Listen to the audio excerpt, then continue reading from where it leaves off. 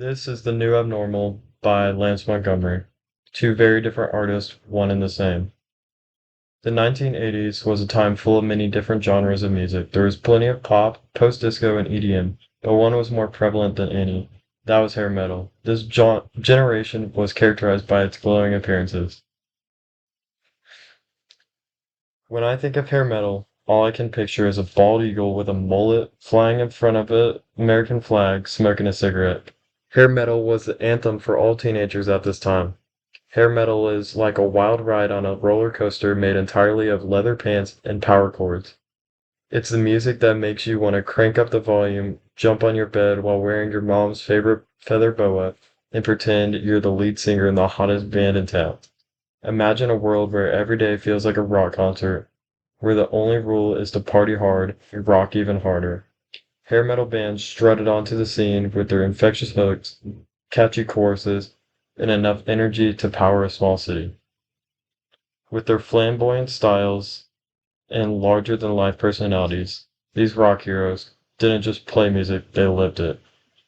The trendsetters, in a generation that was ruled by bands like Guns N' Roses, Motley Crue, Twisted Sister, and Def Leppard, there didn't appear to be any light at the end of the tunnel for the rock and roll scene, until a little Washington State-based band, Nirvana, appeared out of nowhere.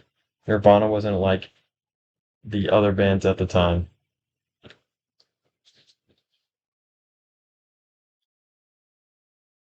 Whilst many others were writing about cute girls, sex, and most importantly, having fun, Nirvana was doing their own thing. They released their first album, Bleach, and obviously it didn't get quite as much attention as the other bands at the time. But it also didn't sound like anything else at the time. Then Nirvana released Smells Like Teen Spirit, and this song saw massive success with the teenagers and young adults at the time. No one could pinpoint why they were seeing massive success, and they weren't sure why anyone would want to listen to the tortured and twisted mind of Kurt Cobain, but they did. This would pave the way for bands like Pearl Jam and later on Linkin Park and Green Day.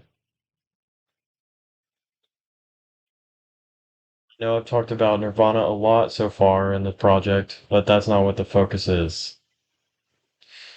The 2010s. In this time, the country scene was polluted by bro country artists. Bro country is a genre made up about hot girls wearing short jean shorts, drinking beer, driving trucks around, and having parties in the middle of a cornfield. The lyrics in these songs were easily digestible, and there wasn't much variety. The genre was made up of artists like Luke Bryan and Florida Georgia Line.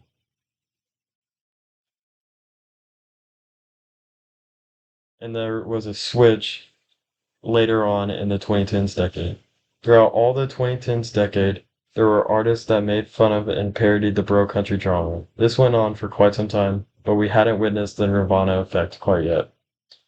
Until a small town country artist from Oologah, Oklahoma, named Zach Bryan came along. His songs weren't about having fun with your buddies and meeting a girl at the bar. His songs were about him losing the love of his life and other depressing topics. His songs were full of melancholy and lack of contentment, just like Nirvana's.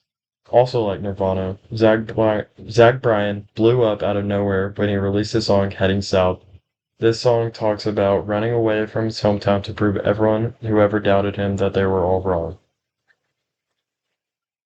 People are loving his depressing take on country music, and he has had massive growth, becoming one of, if not the biggest country star right now, all in the span of a few years. Something in the Orange is the largest song to this day, having over 800 million streams. This has sparked a movement. It has led to a widespread change in the country artists of today. People are trying to create their own version of Zach Bryan's sound, and they are becoming popular off this movement too. Examples of this are artists like Wyatt Flores, Evan Honer, Flatland Cavalry, and the Turnpike Troubadours. With all that said, Zach Bryan is undoubtedly the Nirvana of the country music scene. This leaves us wondering what the future of country music looks like and is it subject to change in a few years.